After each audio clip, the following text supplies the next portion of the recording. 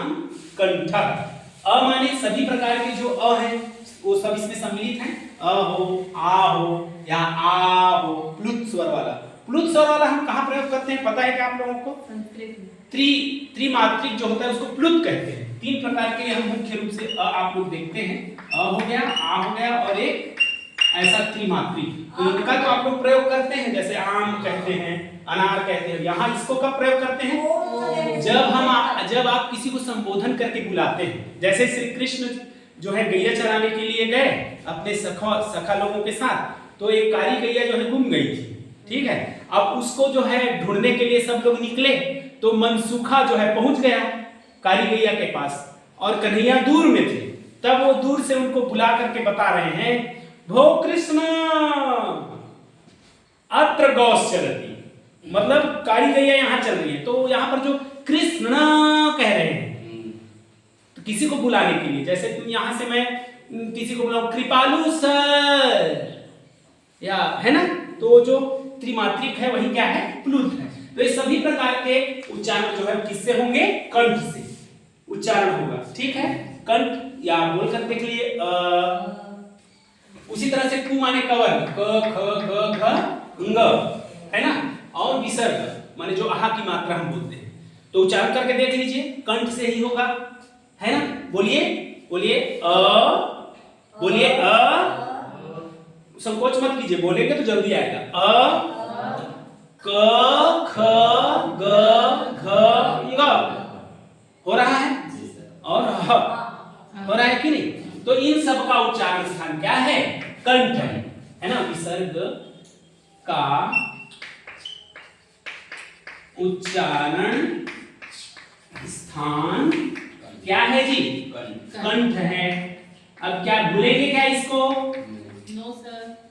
समझ में आ रहा है? बोलेंगे तो ज्यादा जल्दी आएगा आप लोगों को। बोलिए, इतना है, राइट। फिर नेक्स्ट देखते हैं। अब इसके बाद आ के बाद कौन सा स्वर आता है? हम लोग उसमें माहेश्वर सूत्र के आधार पर देखेंगे। अयुण रिलृक है ना, तो अ ई ये आता है कि नहीं?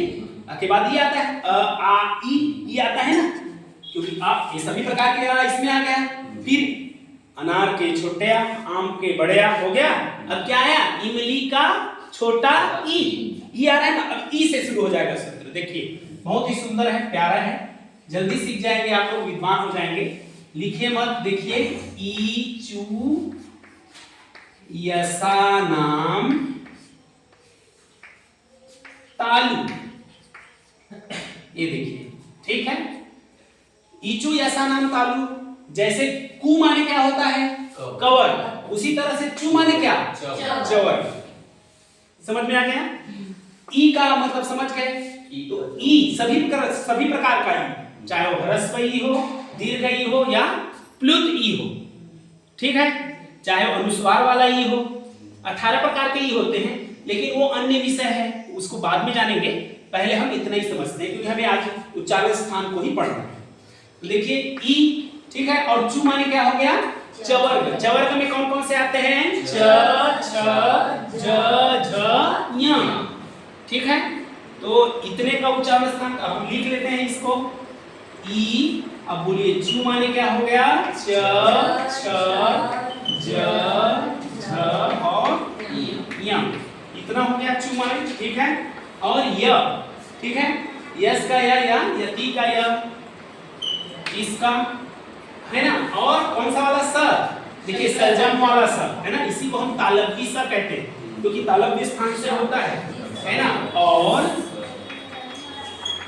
स का उच्चारण अब हम स्थान नहीं लिखते रहेंगे, तालु है लिख देता हूं, ठीक है। इतने में समझ में आ जाएगा। अब आपके मन में हो रहा होगा कि भाई तालु किसे कहते हैं, तालु स्थान किसे कहते हैं, ये मुख में ऐसा लग रहा होगा। तो जब हम इनका उच्चारण करते हैं तो जिह्वा जिस स्थान को स्पर्श कर रही है वही स्थान तालु है, ठीक है। बोलिए ई, च, छ, ज, झ, य, फिर बोलिए य और श। तो आप देख रहे हैं कि आपकी जो जिह्वा के है ना जो भाग है, जैसे मान लीजिए ये जिह्वा है ये, तो यहाँ के जो भाग हैं है ना किनारे किनारे के, वो क्या कर रहे हैं जी, आपके ऊपर वाले जो स्थान है मूर्धा के ऊपर तरफ, वही जो स्थान है क्या होंगे, तालु होंगे। ठीक है, च छ ज झ य। ठीक है, तो जो सीढ़ी नुमा आप लोगों को स्पर्श होता है ऊपर में और बगल में, है ना, दांत ऊपर के दांत वाले के बगल भाग में, तो वो सब कौन से क्या स्थान है, तालु है, और वहीं से इनका उच्चारण होता है, ई च छ ज झ य और स। ठीक है, 3 प्रकार के स होते हैं, तीनों प्रकार के आज हम लोग अलग अलग भी पढ़ेंगे, इस पर भी आप लोग ध्यान दीजिए। ये समझ में आ गया क्या? और इसमें कोई कुछ पूछना है क्या? नहीं, आगे बढ़ें। चलिए आगे बढ़ते हैं। अब देखिए अ के बाद हो गया ई, बड़ा ई भी हो गया, क्योंकि सब प्रकार के इसमें आ जाते हैं। अब कौन सा वर्ण अक्षर आया स्वर का? उ। ठीक है, छोटा उ ले लेते हैं। देखिए तीसरा अब हम लोग देखते हैं, उ उ पद्मा नियानाम, पद्मानियानाम ओष्ठौ। क्या हो जाएगा?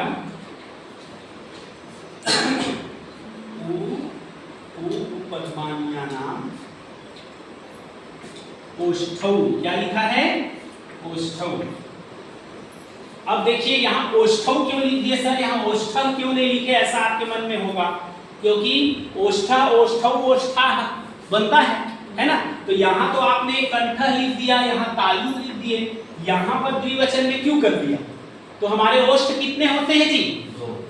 2 होते हैं ना, तो दोनों ओष्ठों से जिसका उच्चारण हो ऐसे अक्षर, इसलिए यहाँ द्विवचन में है, 2 ओष्ठ। ठीक है, एक ही ओष्ठ से उच्चारण नहीं होगा, दोनों ओष्ठ मिलकर के उच्चारण होगा। किनके उच्चारण?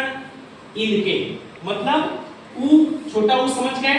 ये देखिए, अब आपके मन में एक और प्रश्न हो रहा, क्या कि आचार्य जी आपने तो यहाँ छोटा उ की मात्रा लगाए थे, अब यहाँ बड़ा उ की मात्रा है, क्यों है?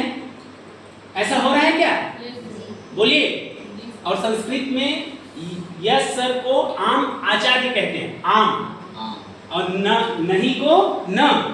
ठीक है, अब यहाँ आमा का आचार्य मत समझ लेना, आचार्य मतलब, ठीक है, शिक्षक के लिए यहाँ संबोधन करेंगे। तो ओष्ठौ, ठीक है, दोनों ओष्ठ से होगा, किसका किसका? बोलिए, उ सभी प्रकार का, छोटा उ, बड़ा उ, प्लुत वाला उ। ठीक है, तो उ हो रहा है ना, और फिर देख लीजिए यहाँ पर पू। अब यहाँ बड़ा उ क्यों है, ये मन में आ रहा था, तो यहाँ देखिए छोटा उ, ठीक है, छोटा उ हुआ, और यहाँ उपधमानीय अलग है। क्या अलग है? उपधमानीय, ये उपधमानीय। ठीक है, तो यहाँ प में उ और उपधमानी का उ दोनों को मिला दो तो क्या हो जाएगा जी? बड़ा उ हो जाएगा ना, तो यहाँ संधि होकर के यहाँ लिखा गया है। ठीक है, समझ में आ रही है मेरी बातें रोशनी जी? हाँ, तो देखिए उपधमानी है ना, रचना जी आपको भी, कृपालु सर, चुन्नू सर आपको भी, तो ये संधि करके लिखा हुआ है, यहाँ पर 2 अक्षर हैं, ये समझेंगे ये। ठीक है, उपधमानी तो मैं अलग अलग कर देता हूँ, जैसे ऊपर में लिखे थे, है ना, ये देखिए, और ये हो गया। पु माने क्या हुआ, बोलिए जल्दी से? पवर्ग। पवर्ग में क्या क्या आएगा जी?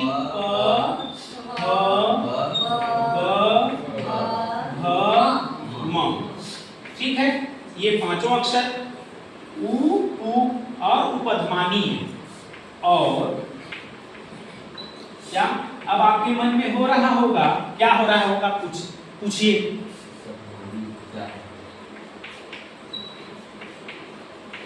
हाँ, क्या प्रश्न है, जोर से बोलिए। उपधमानी क्या है? हाँ, उपधमानी क्या है ना, ये लगभग सभी हिंदी के हैं, इसलिए आप लोगों के लिए नया अक्षर है। ये उपधमानी होता है